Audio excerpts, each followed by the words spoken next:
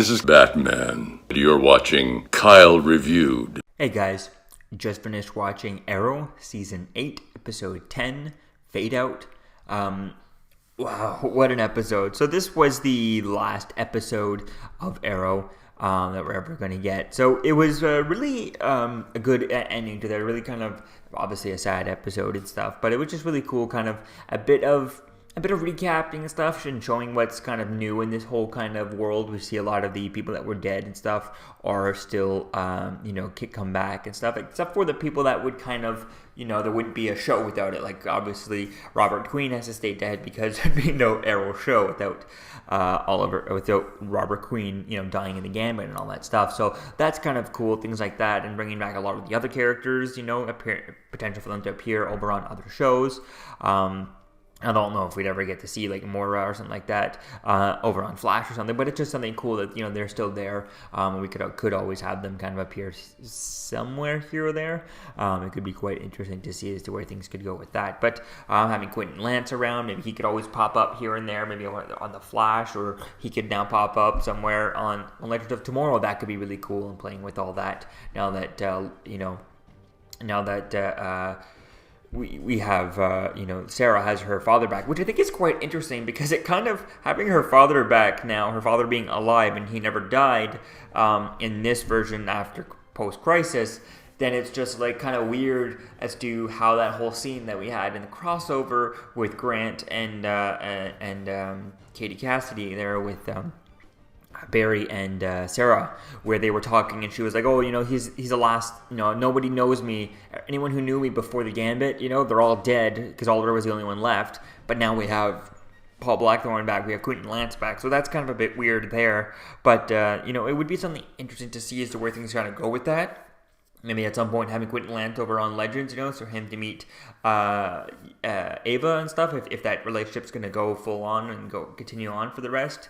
For a while or stuff, that ends up, they end up getting married or something like that. But I think it was definitely an interesting episode. I love seeing all the different flashbacks and stuff, and the ending with having Felicity back. That was really cool. It's a bit weird not having Felicity and not having Yvette Ricard's back for that documentary recap thing at the end, since it was a two-parter with an episode. Then we had like a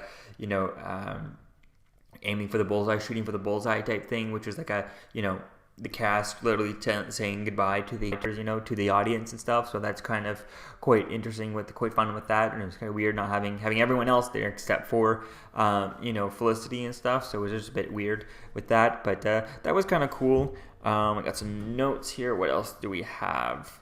We have the John Byrne cameo reference, which they had a character throughout this whole episode who was named John Byrne. That was really cool seeing that there. We get John Diggle gets the Green Lantern, and I'm kind of pissed. I'm kind of disappointed with the Green Lantern. I mean, we knew that we would be getting it. David Ramsey had teased somewhat recently that we'd be getting some sort of answer to that, and it was kind of interesting, kind of okay the way they did it. He sees it and stuff, which is kind of weird. I don't know why.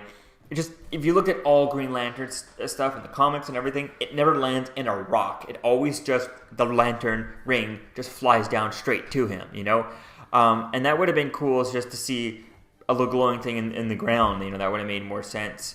And why couldn't we actually get him to just put on a Green Lantern ring? Like, you could buy those Green Lantern rings, like a simple Green Lantern ring, from for $1 online or something like that at any convention. So it's just kind of disappointing that we didn't get to actually see the logo of a Green Lantern ring and putting that on type thing. I don't know why they weren't allowed. Like, was it like they're not allowed to do that?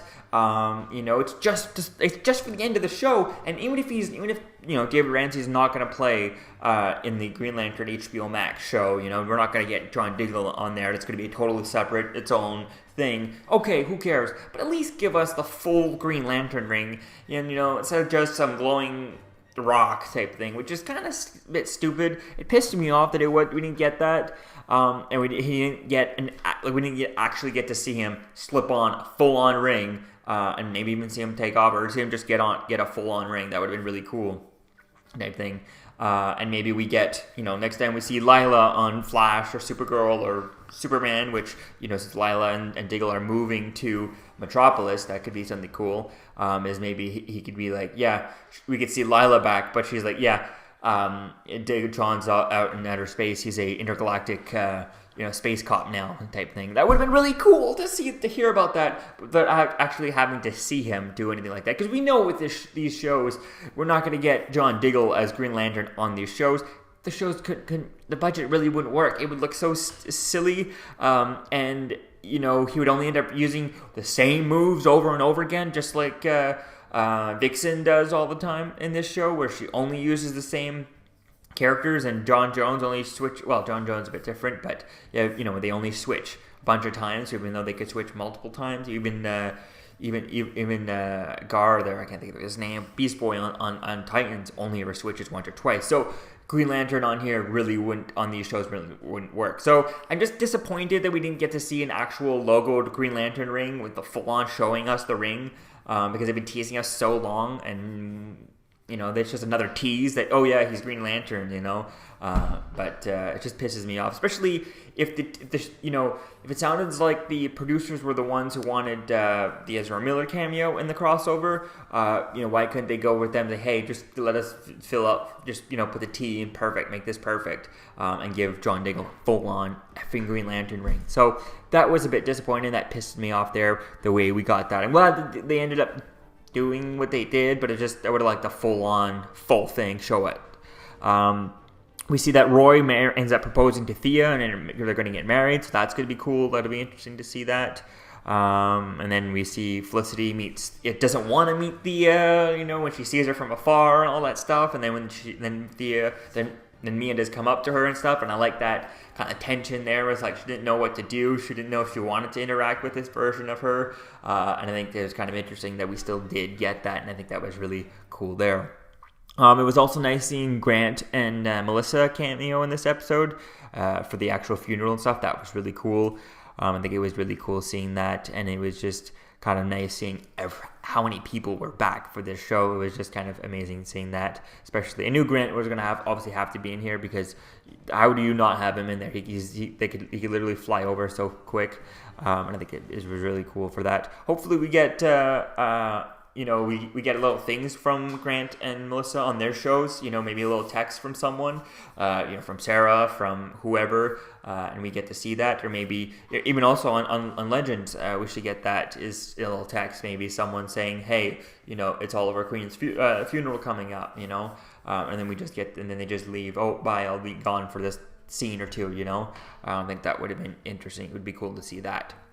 Now they're all on the same Earth, so definitely it was really cool, and I can't wait to see as to where things go. But one of the cool things that I noticed was at the end, when they revealed the statue, we get or I think it was before the funeral, we had a Mark Guggenheim cameo in the crowd. I think it was behind one of the characters. I think I took a screenshot, try and put it up somewhere in the video. But Mark Guggenheim does have a cameo in the crowd with the candles and stuff. So all in all, this was a pretty good ending. It's just the Green Lantern thing that just pissed me off, where Diggle couldn't show us the Green Lantern. Ugh, whatever.